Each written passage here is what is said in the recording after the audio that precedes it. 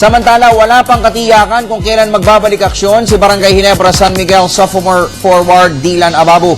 Ang dati pong UST Tiger ay nagtamo ng pulled hamstring sa tune-up game ng Ginebra kontra Air 21 Express noong isang linggo. At hanggang ngayon, naghihimas pa rin siya ng injury. Narito ang report ni Miss Ika Montes.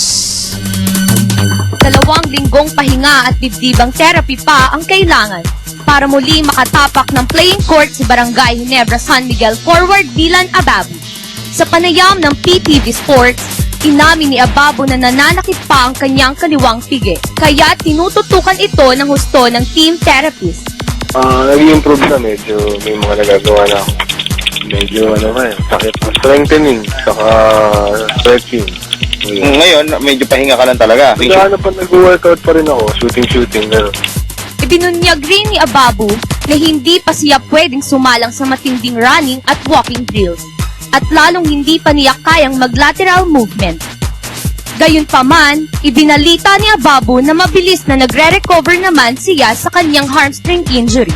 Pero dahil may tendency na mag-recur ang nasabing injury, todo alaga at todo ingat si Ababu sa kanyang binti. First time.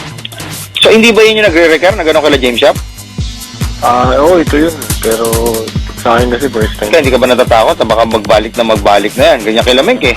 Oo nga, kaya ginagawa ko talagang hindi ko muna ilalaro hanggat hindi ako okay talaga 100%.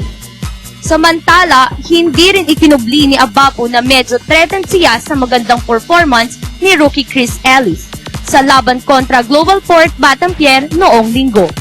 Ang high-flying Phil-American guard ay nagpakita ng husay sa depensa at opensa, bagay na dating ginagawa ni Ababu sa team. Okay lang. Basta maganda yung pinapakita niya. Okay. Kahit na-threat siya sa playing time. Ayun, nagawa ko na ng paraan sa performance ko. Mas maganda yun, challenge ako. Sa linggo ang susunod na laro ng Ginebra, at ito ay kontra Rain or Shine Elasto Painters. Dito ay imposible pang makalaro si Ababu dahil kung ang time frame na ibinigay ng mga doktor ang pagbabasihan. Malamang ay sa laban pa kontra Barako Bull Energy Cola sa October 19 maganap ang comeback ng 6'3" dribbler.